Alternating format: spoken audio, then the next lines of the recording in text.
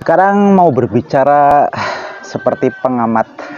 Jadi banyak sekali channel-channel yang istilahnya cepat maju, tidak harus banyak membuat video juga, itu menggunakan narasinya yang dibuatnya menggunakan misalnya Google Translate ataupun text to voice. Itu ada aplikasinya, saya juga menyimpan tapi jarang memakai ya. Termasuk juga gender ya, jenis kelamin laki-laki atau perempuan ya, untuk pilihan masing-masing ya. Saya sepakat dengan hal itu, baik itu cara yang A atau yang B, yang penting ya memang tujuannya adalah untuk menuju satu. Dan tidak harus video-videonya itu, artinya material-materialnya itu harus dibuat sendiri.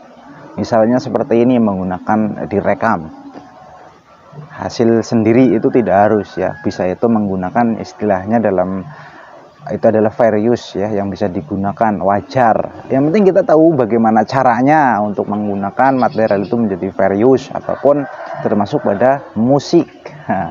Pada musik ya, bagaimana yang harus digunakan, harus tahu kayak gitu. Maksud saya di sini adalah untuk menjadi YouTuber ya, yang memang tujuannya sukses ataupun berpenghasilan besar dengan subscriber yang fantastis jumlahnya.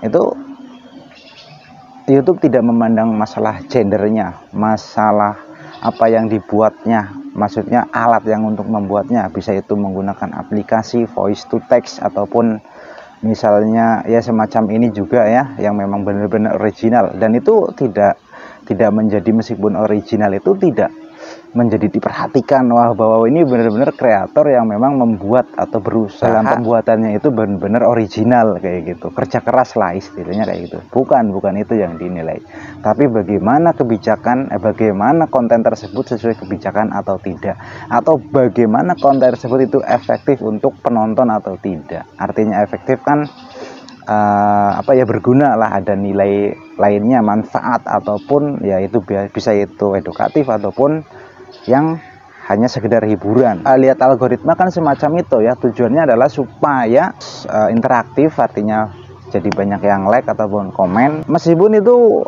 maksudnya videonya itu bukan original materialnya kayak gitu, tapi adalah penggunaan fair use. Jadi gampang sebenarnya. Nah itu memang pilihan masing-masing, tinggal mau menggunakan cara yang mana kayak gitu. Dan untuk saat ini banyak sekali ya untuk channel-channel yang memang membahas tentang SEO-nya, optimasinya ya. Intinya adalah bagaimana untuk menjadi YouTuber yang sukses ya, dengan berbagai bahasa tentunya, yang bahasa Indonesia belatak, berbara, yang bahasa Inggris apalagi itu ya, itu memang rata-rata kebanyakan dari sana. Termasuk saya juga adalah inspirasi membuat channel semacam ini bukan dari kreator Indonesia, dari kreator luar negeri. Bisa saja misalnya kayak gini ya, konten-konten yang memang ya istilahnya saya menyebutnya itu adalah konten unfaedah lah, mudahnya kayak gitu, terlalu itu tapi ya. Tapi memang semacam itu ya, yang memang isinya itu nggak ada edukatifnya sama sekali, apalagi ditonton anak-anak ya, sama sekali tidak edukatif yang nonton dan berhasil.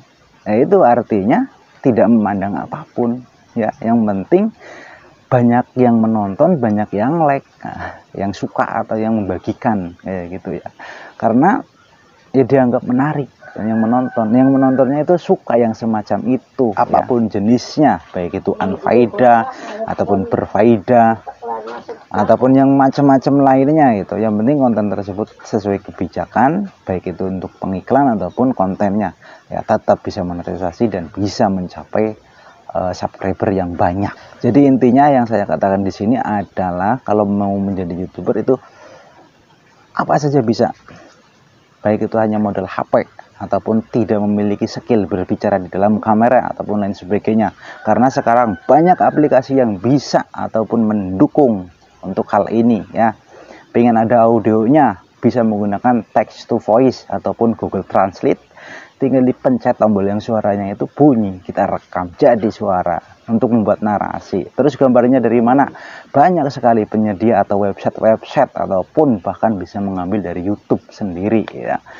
Dengan catatan adalah materialnya menjadi fair use. Salah satu adalah contohnya penggunaannya ya jangan terlalu panjang, minimalnya atau maksimalnya 5 detik kayak gitu. Itu bisa, silakan dengan sedikit sentuhan saja, kasih efek atau filter kayak itu jadi konten ya. Materinya bisa dari mana? Kopas, edit sedikit, misalnya ngomongin tentang YouTube ataupun tentang tutorial tentang masak, ambil di website itu bisa, edit sedikit saja.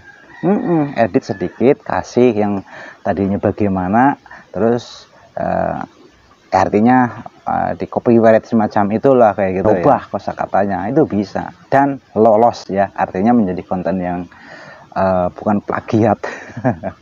Ya meskipun tujuannya adalah materinya, kontennya, pembahasannya sama, tapi nggak plagiat jadinya. Iya, tinggal bagaimana kita membuat uniknya. Nah, unik itu adalah inovasi ya, meskipun temanya sama, tapi inovasinya bagaimana dalam proses penyampaiannya tentunya ya, yang membuat penonton itu menjadi nyaman.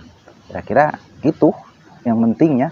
Sekalian diambil kesimpulannya saja, karena ini bukan membahas satu topik yang memang apa ya, saya riset kayak gitu. Ini hanya berbicara ala kadarnya ya, istilahnya sambil ngobrol sore kayak gitu ya. Itu saja, terima kasih.